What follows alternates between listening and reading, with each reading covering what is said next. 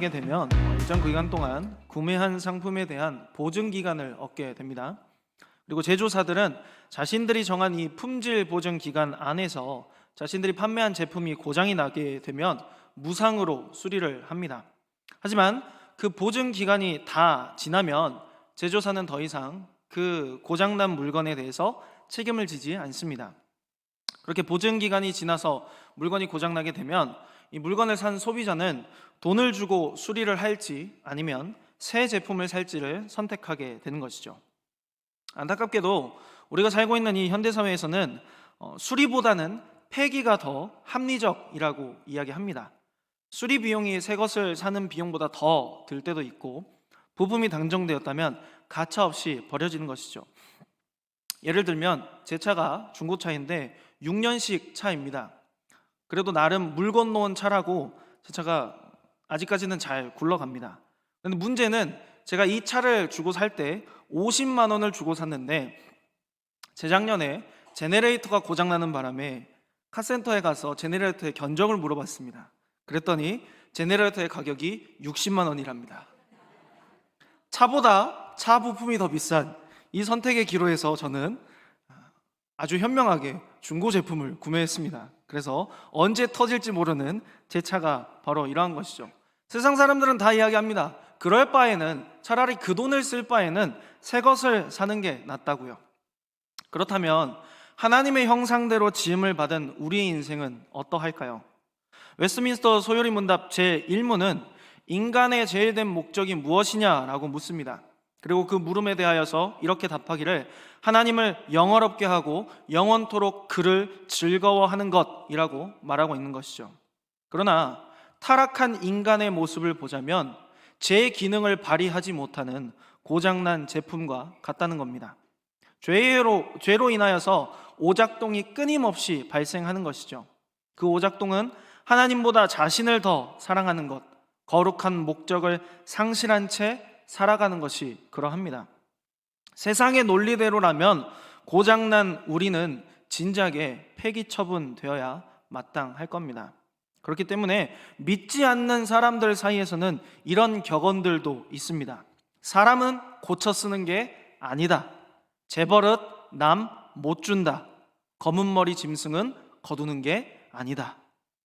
하지만 우리를 지으신 창조주 하나님의 품질 보증 정책은 이 땅의 그것과는 다르다라는 것이죠. 하나님은 고장난 인생을 결코 버리지 않으십니다. 오히려 그 부서진 인생을 뜯어 고치시고 싸매시고 기어이 새롭게 빚어내시는 분이십니다. 우리는 이것을 하나님의 끈질긴 사랑, 좀 더 어려운 신학적 용어로는 성도의 견인이라고 부르는 것이죠. 오늘 본문에 인생의 부품이 다 망가져서 도저히 고쳐 쓸 수 없을 것 같은 한 사람이 등장하는데요. 바로 야곱입니다. 야곱은 어떤 사람이었을까요? 그의 이름 야곱에서 알 수 있듯이 발 뒤꿈치를 잡는 자, 즉 속여 빼앗는 자, 비겁한 자라는 뜻을 가지고 있습니다. 왜 야곱은 이런 이름을 가지고 태어나게 된 걸까요? 어머니의 태 속에서부터 야곱은 그의 형인 에서보다 약했습니다. 그러나 또 약한 주제에 욕심은 많았습니다. 그래서 자신은 약해서 먼저 나가지 못하고 힘이 세서 먼저 나가는 그 형의 발 뒤꿈치를 잡아서라도 그 형이 장자가 되지 못하게 내가 장자가 되고 싶은 그러한 이유 때문에 형의 뒤꿈치를 잡았고, 그러한 까닭에 그의 이름이 야곱, 발 뒤꿈치를 잡는 자가 된 것이죠. 그럼에도 불구하고 야곱은 결국 장자가 되지 못했습니다. 반면에 야곱의 형 에서는 타고난 강한 힘으로 사냥을 하면서 아버지를 기쁘게 했습니다. 상대적으로 유약했던 야곱은 리브가와 함께 있으면서 집안일을 배우게 되는 것이죠. 그러나 그의 성격이 유한 성격이 아닌 것은 분명합니다. 야곱은 호시탐탐 자신이 장자가 될 수 있을 만한 때를 노리고 있던 거죠. 그리고 그 기회를 포착하자마자 잽싸게 자신의 형과 아버지를 속여서 장자의 축복을 가로채버립니다. 장자의 축복을 야곱에게 뺏긴 형 에서는 살기를 뿜으면서 야곱을 발견하는 즉시 찢어 죽여버리겠다고 그렇게 막 기세등등하게 온 집안을 들쑤시고 다녔습니다. 그래서 어머니 리브가가 이 사실을 알고 급히 야곱을 자신의 오빠인 라반의 집으로 피신시키게 된 것이죠. 원래대로라면 야곱이 있어야 할 곳은 아버지 이삭의 장막이었을 겁니다. 놀랍게도 야곱은 태중에서 장자가 되고 싶은 마음에 형 에서의 발꿈치를 잡았지만 하나님은 이미 야곱이 태어나기도 전에 야곱을 장자로 택하기로 마음 먹으셨다라는 것이죠. 그러나 인간 야곱의 연약함은 이러한 하나님의 섭리를 이해할 수도 기다릴 수도 없었다라는 겁니다. 그래서 자기 욕심에 따라 자기 비열함으로 자신이 마땅히 받게 될 그 장자의 명분을 도둑질해서 취하였습니다. 때가 차면 하나님이 어련히 그에게 장자의 복을 영광의 관으로 씌워 주셨을 것인데 거짓과 욕심으로 불법적으로 취한 그 복은 영광의 관이 아니라 평생을 따라다니는 두려움과 공포의 족쇄가 되어버렸다는 것이죠. 그럼에도 불구하고 하나님은 그 연약한 인간 야곱을 포기하지 않으시고 오히려 다듬어 가기를 택하셨습니다. 그래서 야곱을 평온했던 그 아버지의 장막 언약의 땅 가나안에서 쫓기듯이 나오게 하셔서 20년 동안을 타향살이를 하도록 하십니다.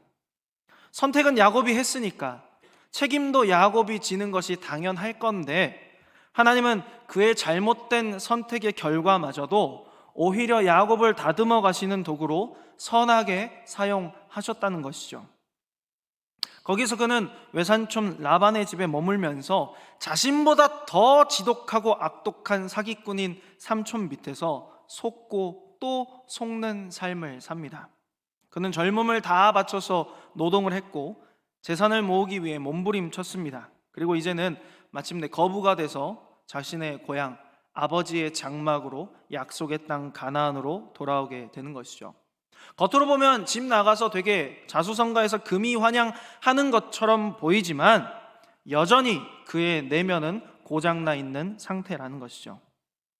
자신이 돌아올 그 땅, 아버지의 장막 가운데 평온함이 가득해야 되는데 그 평온함은 온데간데 없고 죽음의 공포가 두텁게 에워싸여진 사형장과 같다라는 것이죠. 전에는 든든했던 형이 이제는 너무나도 무섭고 두려운 자신을 죽이고자 하는 존재가 되어 자신을 찾고 있기 때문입니다. 그러니 그 형을 만나러 가기 전 그 밤 이 야뽕 나루에 홀로 선 야곱의 심정을 한번 생각해 보겠습니다. 그는 이미 벌써 자신의 지혜와 잔꾀를 총동원해서 형을 달랠 만한 일들을 다 벌여놨습니다. 형의 마음을 달래려고 예물을 나누어서 계속해서 보냅니다.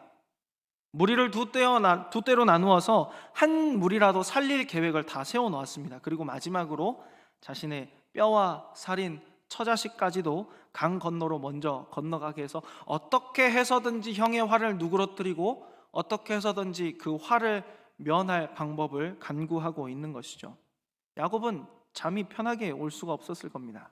강 저편으로 자신이 그동안 20년 동안을 속고 속으면서 악착같이 모아온 모든 재산들을 다 내보냈습니다. 그리고 자신이 20년간 자신을 버티게 했던 사랑하는 아내와 자녀들까지도 다 떠나보냈습니다. 이제 그가 가지고 있는 것은 아무것도 없는 거죠. 수십 년을 악착같이 모았던 모든 자신의 삶이 야뽕나루 너머로 사라져가는 그 모습을 보면서 야곱은 난생 처음 그렇게 자신이 20년 동안을 애써 외면하려고 했던 고독함을 마주하게 되는 겁니다. 그때에 하나님은 야곱을 찾아와 주셨습니다. 아무도 없어야 할 그 야뽕나루에 어떤 사람이 야곱과 마주했다라고 오늘 본문 이야기합니다. 성경은 단지 어떤 사람이라고 기록하지만 야곱은 본능적으로 아는 것이죠. 그의 눈앞에 있는 이 사람이 그냥 단순한 사람이 아니라 현현하신 하나님, 곧 하나님의 사자라는 사실을 깨달았다는 겁니다. 그래서 야곱은 그 사람에게 한 가지를 원하는데 자신을 축복해 달라는 겁니다. 여기서 우리는 아주 기이한 역설을 마주합니다. 야곱은 이미 20여 년 전에 아버지 이삭의 입술을 통해 장자의 복을 탈취했습니다. 그는 이미 복을 가지고 있다라고 여길 수 있는 것이죠. 법적으로 그는 장자의 축복을 소유한 사람이었습니다. 그런데 소유한 복과 누리는 복은 다르다라는 것이죠. 아버지가 어떤 축복을 했는가 하니 창세기 27장 27절에서 29절의 말씀을 보겠습니다. 제가 읽어드립니다. 그가 가까이 가서 그에게 입맞추니 아버지가 그의 옷에 향취를 맡고 그에게 축복하여 이르되 내 아들의 향취는 여호와께서 복주신 밭의 향취로다. 하나님은 하늘의 이슬과 땅의 기름짐이며 풍성한 곡식과 포도주를 내게 주시기를 원하노라. 만민이 너를 섬기고 열국이 내게 굴복하리니 내가 형제들의 주가 되고 내 어머니의 아들들이 내게 굴복하며 너를 저주하는 자는 저주를 받고 너를 축복하는 자는 복을 받기를 원하노라. 아멘. 그가 이미 가지고 있는 이 복에 의하면 야곱에게는 그 누구도 위협의 대상이 되지 않아야만 합니다. 심지어 말로도 야곱을 저주할 수 없을 정도로 쉽게 말해서 야곱은 지금 무적인 상태여야만 한다는 것이죠. 야곱에겐 두려워할 만한 이유가 하나도 없어야 합니다. 그러나 그는 장자의 축복을 가졌음에도 불구하고 그 복을 누리지 못하고 있는 상태라는 거죠. 그는 아버지의 축복을 훔쳤을지언정 하나님과의 평화를 훔치지 못했습니다. 그의 영혼은 여전히 기근 가운데 있었고 그의 내면은 여전히 공포와 두려움으로 가득 차 있었다는 겁니다. 바로 그때 전능하신 하나님께서 이 야곱의 마지막 남은 고집까지도 꺾기 위하여서 씨름을 걸어오십니다. 그러니 이 밤 야곱과 하나님의 사람이 벌이는 씨름 가운데 주도권은 철저히 하나님께 있다라는 것이죠. 날이 밝아오기 시작합니다. 하나님의 사자가 야곱의 허벅지 관절을 칩니다. 그래서 그 허벅지의 관절이 어긋나죠. 그 전에는 야곱이 건강해서 어디로든지 재빠르게 도망칠 수 있었지만 허벅지 관절이 어긋나서 이제는 지팡이를 짚지 못하면 오도 가도 못하는 신세가 되어버렸습니다. 만약에 그가 그 상태 그대로 형 에서를 만나게 된다면 어떻게 될까요? 꼼짝없이 죽게 될 겁니다. 하나님은 그렇게 그 밤에 야곱의 육신의 힘을 모조리 빼앗아 가십니다. 하나님이 택한 그 모든 육신의 소욕을 그 안에 있는 죄의 본성들을 다 쳐서 죽여버리신 것이죠. 허벅지 관절이 부러진 야곱은 이제 도망갈 수도 또 맞서 싸울 수도 없습니다. 그가 할 수 있는 것은 딱 하나밖에 없죠. 자신을 친 그분의 옷자락을 붙들고 매달리는 것뿐입니다. 당신이 내게 축복하지 아니하면 가게 하지 않겠습니다. 이 자신을 축복해 달라고 하는 야곱의 외침은 과거에 형의 복을 탐내던 욕심에서 비롯된 그러한 갈구가 아니었습니다. 오히려 하나님, 저는 이제 다 끝났습니다. 하나님이 저를 책임져 주시지 않으시면 저는 아무것도 아닙니다 라고 하는 항복의 선언이었다는 거죠. 그저 하나님의 은혜만을 갈구하는 선언이었다는 겁니다.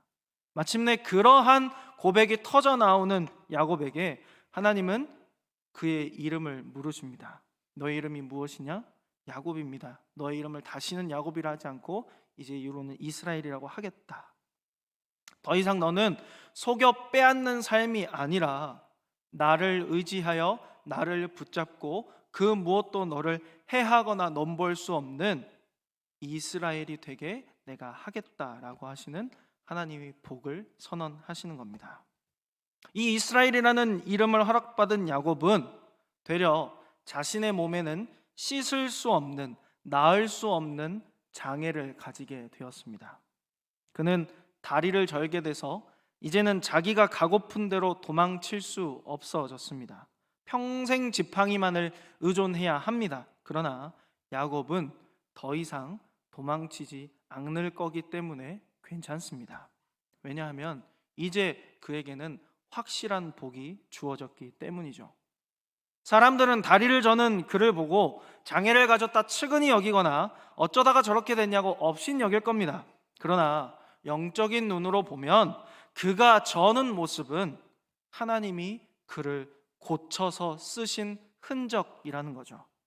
더 이상 자기 힘으로 촐싹대면서 도망치던 야곱은 없고 한 걸음 한 걸음 내디딜 때마다 하나님을 의지하지 않으면 살아낼 수 없는 거룩한 의존자 이스라엘만 남았다라는 겁니다.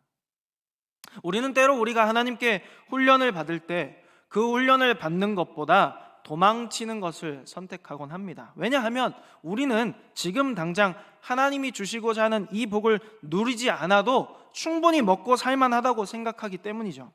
그러나 하나님은 그것들이 우리를 영원히 책임져 줄 수 없다는 사실을 뼈저리게 느끼게 하시고 다시 돌아오게 하십니다. 한순간에 모든 것을 앗아가시기도 하고 오히려 그것들을 통해서 극도의 불안과 공포감을 느끼게도 하시는 거죠. 왜냐하면 하나님이 정말 원하시는 것은 우리가 그 헛된 것들과는 비교도 할 수 없는 복을 누리는 것을 원하시기 때문입니다. 그 복은 바로 하나님 자신이십니다. 하나님이 지으신 우리에게 있어서 최고의 복은 하나님의 영광을 위해 살고 그분만으로 즐거워하는 것이기 때문입니다. 그것은 창조하실 때에 이미 우리가 마땅히 누릴 수 있는 복이었지만 우리는 죄로 인하여서 그 복을 스스로 내던져 버렸습니다. 그러나 하나님은 그런 약함이 있고 장애가 있고 실패로 얼룩진 우리를 폐기하지 않으셨다는 것이죠. 오히려 그 신실하신 이름으로 세우신 언약의 말씀들에 근거하여서 반드시 우리에게 그 복을 회복시켜 주시겠다 약속하셨습니다. 그래서 하나님은 그 모든 것들을 우리의 삶 가운데서 완전히 제하여 버리시고 진짜 복 되시는 하나님만을 의존하게 하시는 겁니다. 하나님 바로 이를 위하여서 자신의 생명을 우리를 위해 기꺼이 내어 주셨습니다. 그 복을 누릴 수 없는 우리가 그 복을 누릴 수 있도록 자기의 생명을 지불하신 겁니다.